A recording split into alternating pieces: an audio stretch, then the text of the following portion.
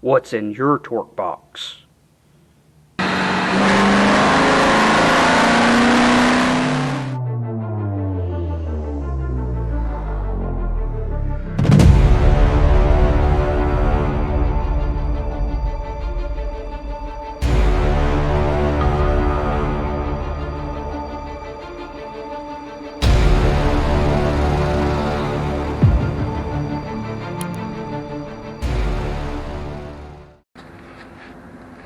So I had a big mud dauber wasp, dirt dauber nest right up in there, and I've been trying to get that broken up.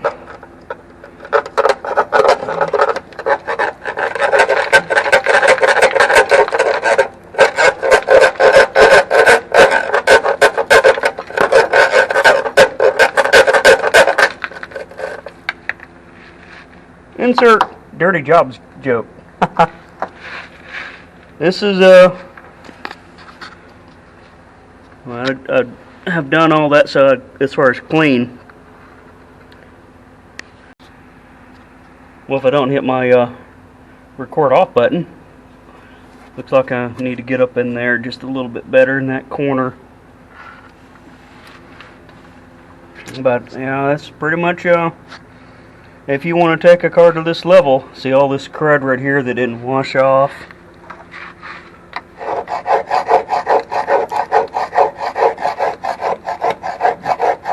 It's like it's well, that's grease from probably the, you know, the drive shaft, rear end, transmission, or something in dirt, and then it gets caked on there. That's basically what it does. It's caked on there. Power tools, it works, but in this enclosed area, it gets really nasty. I mean, you see all the crud that's everywhere, and you know, of course, the camera don't pick up everything either. I've been cleaning this thing up and cleaning it. Alright, well, I'll let you know whenever I get to something cool. Alright, this is all the dirt that I got out of one torque box on the passenger side.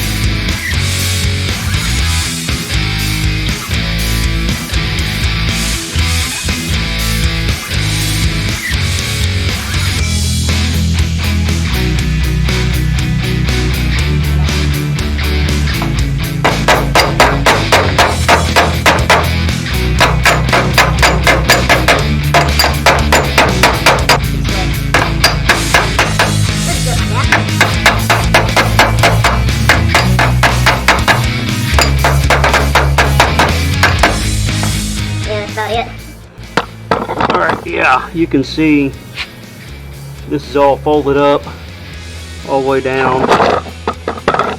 You see that right there. This is completely up like that. It's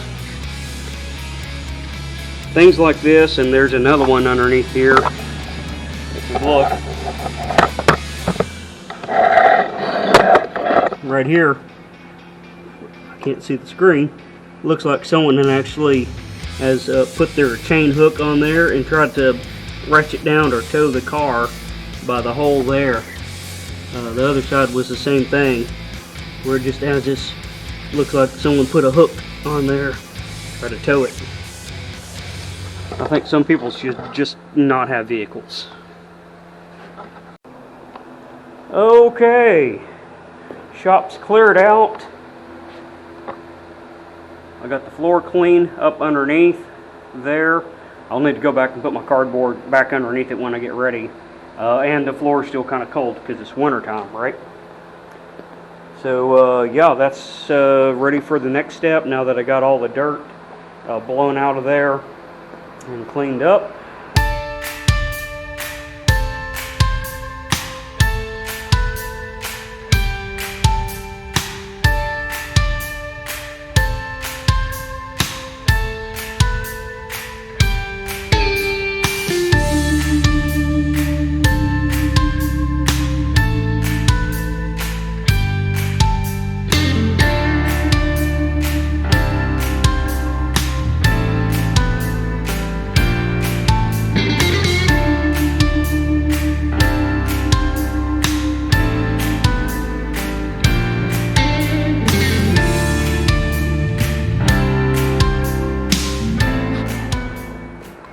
Okay, I didn't quite get all of it done with that can that I wanted to, but I went pretty far. I would get 3 cans. So I got a little bit of light spots in there, but I can come through with my Van Sickle Rust Preventative Satin Black. So I got both sides all the way back. I got that floor pan. I did not get that floor pan, and I didn't get this little back cap here. And that's a 1 can. Okay, you can probably hear me a little better. So that was 1 can of this, did a exceptional amount. If you're doing the whole underneath of your car like what I'm doing, you'll need 3 cans. And then that should get you pretty good there. You know you can get it good and thick. But what I'm going to do to kind of touch up some of the other spots, I tried to get all the little seams and all that, the really nasty areas where it really needs the rust encapsulator. But I'm going to come back and touch it up with this. It was not all that dirty underneath as it was, but that'll give the same color underneath there and give good protection. Wow, you can tell I've been painting and doing stuff. Like I said, I touched up with the Van Sickle here. Internal frame coating. I got all my frames done on the subframes back. I'm about maybe half a can, real close to a half can of that. I haven't done anything on here forward, so everything here all the way back has been as complete as I am able to get it. So as far as up front, I think there's some frame stuff up in here that I can do with internal frame coating. I'm out of the rubberized undercoating for now, but I think I can hit all the big major spots. So, see, I still got this mangled piece here that I need to cut out and get my radiator to get down a little further. I thought I had it down far enough, and you know, I'm looking up here and you can see the indentation from the fan shroud. And it actually did crack whenever I shut the hood and it was set up too high. So I have all this off because I want to fix that, and this fan needs replaced. It's all dry rotted and there's cracks in it. I know there's cracks in it right there. So I don't know if that caught that, but there's cracks in there, which means you go revving this thing up and it's going to start spitting off blades. So I'll need to get that replaced, get this all down in its correct spot. I do want to note something. Using the rattle can versions of the undercoating, I don't think it's as good as just brushing it on. There's just, especially like what we see here, I do have the car up there as high as I can get it. You know, they do make bigger jack stands and jacks and everything, but that's as high as I can get it. And trying to rattle can that stuff in there, it is just hard. I wasn't on a creeper, I was just right on the ground, and it was, I just couldn't get it. I just couldn't get it all really good, right?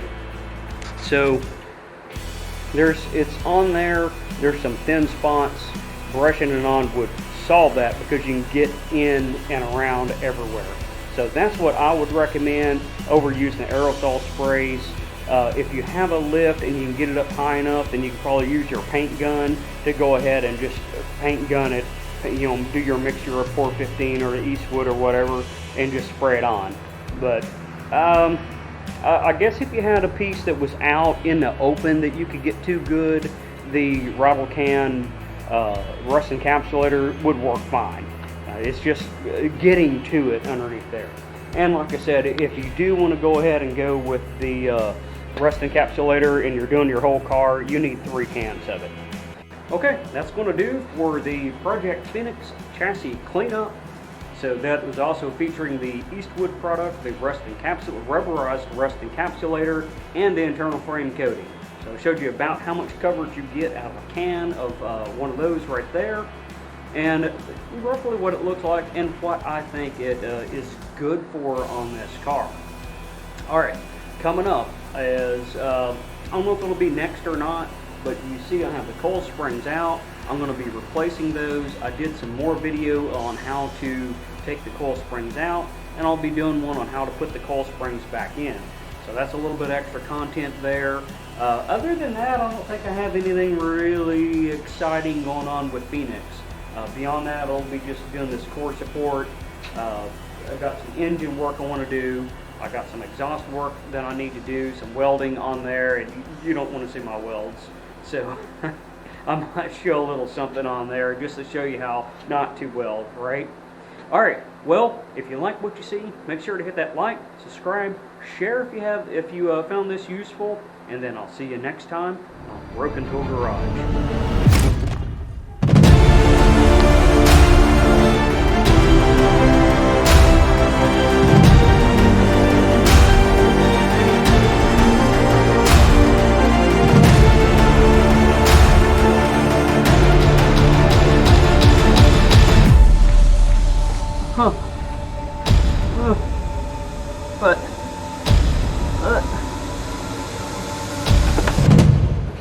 Alright, reading Tender Warrior, and I got chapter 4 complete and my questions complete. So they get a little tough. I mean, they're a little bit more complex on here, which that's good because I'm diving deeper and deeper, right? But anyways, just want to confirm with y'all who's following along with me, chapter 4 complete and questions are done. Alright, I hope you enjoyed the series that we just got out of right here. It's a little dirty, but that's just, this is how you build cars, right? It's not all glamorous stuff. So, I hope you enjoyed it, and I'll see you next time on Broken Tool Garage.